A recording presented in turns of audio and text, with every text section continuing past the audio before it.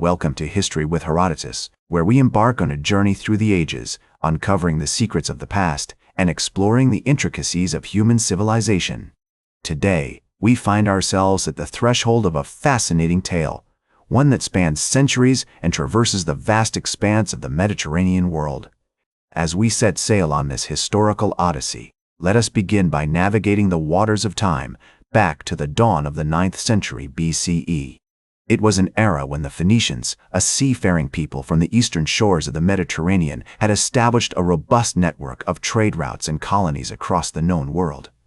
Among these intrepid explorers was a group of settlers who would eventually found the city of Carthage on the northern coast of Africa, in what is now modern-day Tunisia. The Phoenicians, masters of the maritime arts, had been drawn to this strategic location due to its natural harbor and proximity to the lucrative trade routes that connected Europe, Asia, and Africa. As we imagine the bustling ports and thriving markets of ancient Carthage, we find ourselves in the midst of a vibrant cultural melting pot, where merchants, sailors, and travelers from diverse backgrounds converge to exchange goods, ideas, and stories.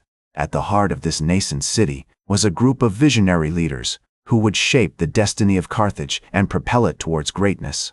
One such figure was Queen Dido, a legendary Phoenician princess said to have founded the city around 814 BCE.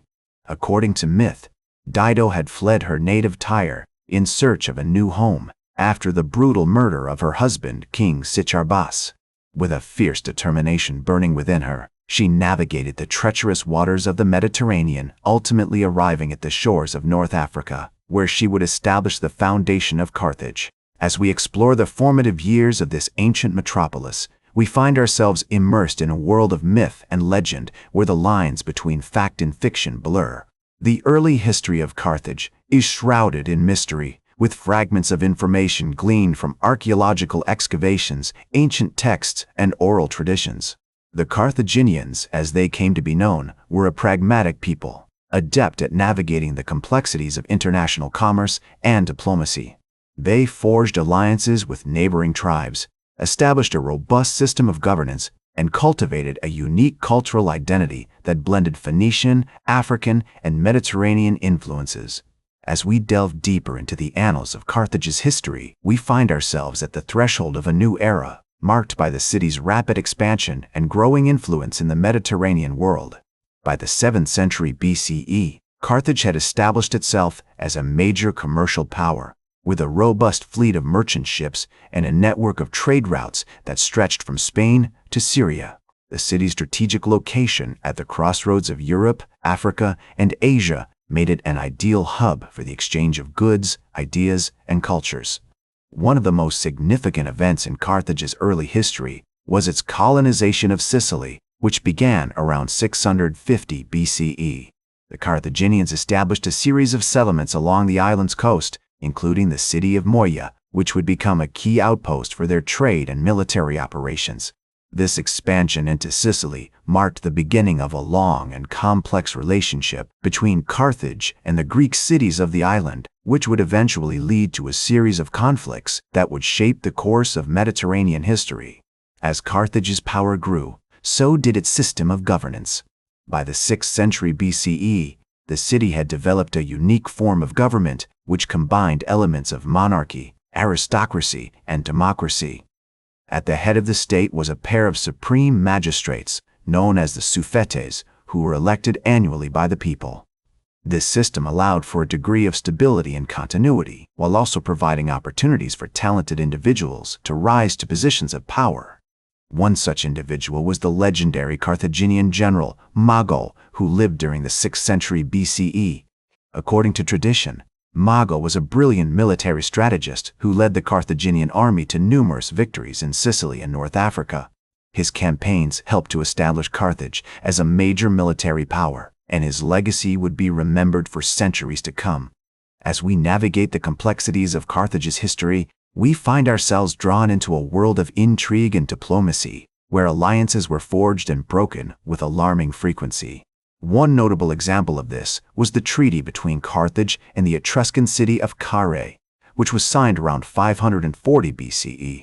This agreement marked the beginning of a long-standing alliance between the two powers, which would have significant implications for the balance of power in the Mediterranean. The 5th century BCE saw Carthage's influence expand even further as the city established a series of colonies and trading posts along the coast of North Africa. One of the most notable of these was the city of Lectus Magna, which would become a major center of commerce and culture in the region. The Carthaginians also developed a thriving agricultural sector with vast estates and farms that produced grain, olives, and other crops for export. The city was home to a thriving community of scholars, poets, and artists who were drawn from all corners of the Mediterranean. One notable example of this was the Carthaginian writer Hanno, who lived during the 5th century BCE. According to tradition, Hanno wrote a series of works on geography, astronomy, and natural history, which would have been widely read and admired in the ancient world. As the 5th century BCE drew to a close, Carthage's power and influence continued to grow, with its merchants and traders establishing a strong presence in the Mediterranean. The city's strategic location allowed it to control the flow of goods and ideas between Europe, Africa, and Asia, making it a hub of cultural and intellectual exchange. However, this period of growth and expansion was not without its challenges, as Carthage faced increasing competition from other rising powers, including the Greeks and the Romans. One of the most significant events in Carthage's later history was the series of wars with Rome, which began in 264 BCE and lasted for over a century. These conflicts, known as the Punic Wars, were sparked by Carthage's expansion into Sicily and its competition with Rome for control of the Mediterranean. The wars saw some of the most famous battles in ancient history, including the Battle of Cannae, where the Carthaginian general Hannibal inflicted a crushing defeat on the Roman army. Despite their bravery and military prowess, the Carthaginians were ultimately unable to resist the might of Rome, and in 146 BCE, the city was besieged and destroyed by the Roman general Scipio Aemilianus. The destruction of Carthage marked the end of its independence and the beginning of a new era of Roman dominance in the Mediterranean. As the Roman historian Polybius noted, the fate of Carthage is a striking example of the instability of human affairs and the rapidity with which fortune can change. The fall of Carthage had far-reaching consequences, not just for the city itself, but for the entire Mediterranean world. It marked the beginning of a new era of Roman expansion and conquest, which would shape the course of Western history for centuries to come. Today, the legacy of Carthage can be seen in the many cultures and civilizations that it influenced, from the Romans to the Arabs and beyond. The city's strategic location and its role as a hub of trade and cultural exchange made it a crossroads of the ancient world, and its impact can still be felt in the modern era.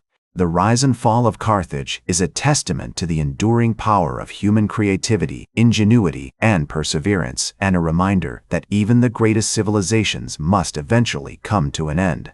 That's all for today's History with Herodotus. Remember to like, share, and subscribe, and until next time, remember that, to understand the present, we must first understand the past.